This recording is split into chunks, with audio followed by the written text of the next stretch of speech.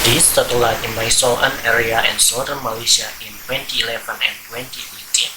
What we see here is one of the most ambitious urban development projects currently underway, an entire new city built from scratch.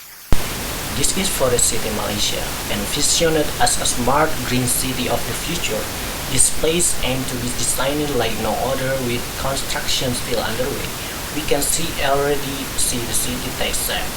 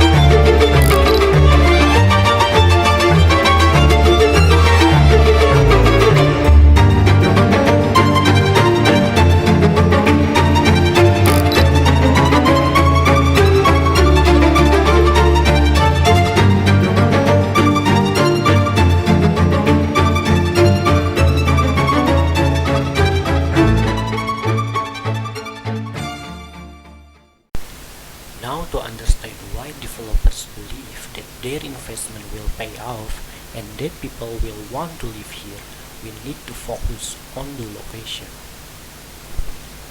The city is being built in the Malaysian state of Johor in the southern part of the country. Here, the Johor Strait acts as a natural border between Malaysia and the independent city-state Singapore. This close proximity to the international business hubs is something that Forest City aims to profit from.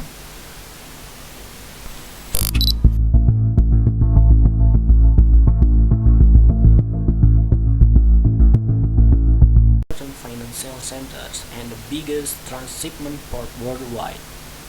In terms of total container handling, it is the world's second busiest port right after Shanghai.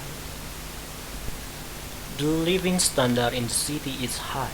There are many jobs and there is far too little space.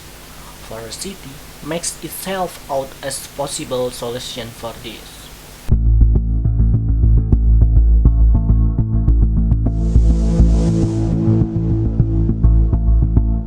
But while proximity to Singapore is important, the city also is planned to become a center itself.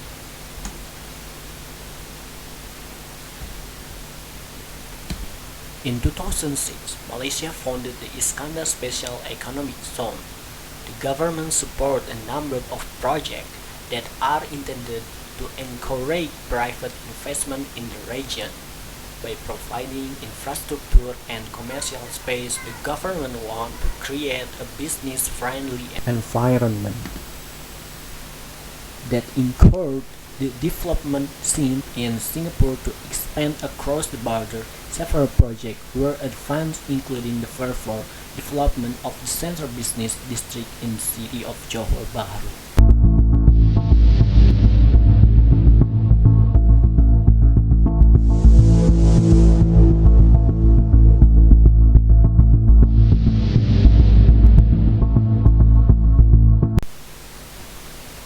Forest cities seem to fit with this plan and could become the center of a growing economic area.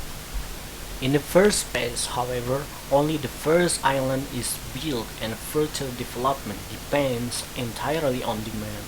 The project developer advertised Forest City is being focused on environmental sustainability and improved quality of life. The idea is to blend nature and architecture. The concept envisions creating several levels so that parking spaces and streets disappear beneath green parks, creating a car-free area above ground. And the architecture should also follow the same philosophy as can already be seen with what we built so far. In addition, electric and public transport was planned, and digitization should be used in order to manage resources effectively within the city. The project planners also seem to be aware that this sustainability approach is at odds with the fact that this is a land reclamation project. As much as the city advertises with its green approach, it is also just as much criticized for being environmental. The islands are heaped up in an area with the largest seagrass meadow in Malaysia, which acts as a habitat for diverse marine life. This fragile ecosystem and threatened by land reclamation, the project development has announced a number of compensating measures, including a seagrass plantation. There is the Malaysian company Esplanade Dengan 88, in which the state-owned investment arm of the Johor State of Malaysia holds stake, as well as the Sultan of Johor, and a private investor closely associated with the Sultan. With a share of 60%, the main developer is the Chinese company Country Garden, company that has already constructed a large-scale housing project in Johor Bahru, and the Chinese influence on this project is fully concerned in Malaysia. After all, it is a planned city in which all aspects of urban development and administration are organized by this private merger. Specifically, this means that the city will have private healthcare, private education, and even private security. Much of what is administered by government institutions in other cities will be privately organized. In the main shareholder is a Chinese company, which in turn raises concern about a loss of sovereignty in Malaysia. In order to understand this concern, let's consider this project is a largest context. We already explored how Forest City is marketed in the context of the Malaysian Iskandar Economic Zone, but the project is also part of a different strategy.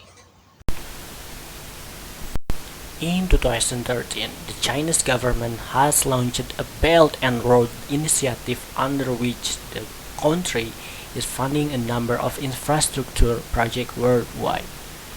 The investment that China is making in other countries are strengthening between the nations involved.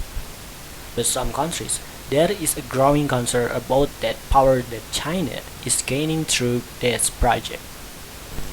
In Malaysia, these divided opinions of our Chinese development project are a key political issue.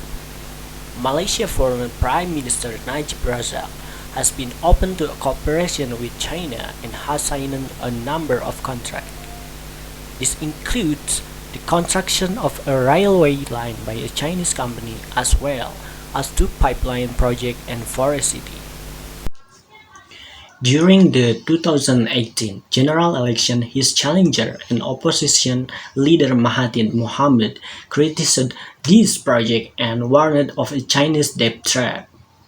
And then Mohammad Mahathir won the election, and during his tenure, he changed course on many debt projects, including for the city. He commented negatively on this project, and he made clear that buying an apartment in the city does not automatically entitle buyer to a visa. The new political climate surrounding project with Chinese participation also lead to caution among prospective tenants, and Forest City got into an imbalance. From the start, the project was primarily advertised toward Chinese citizens, and critics of the project note that the apartment can be afforded by much of the local Malaysian population.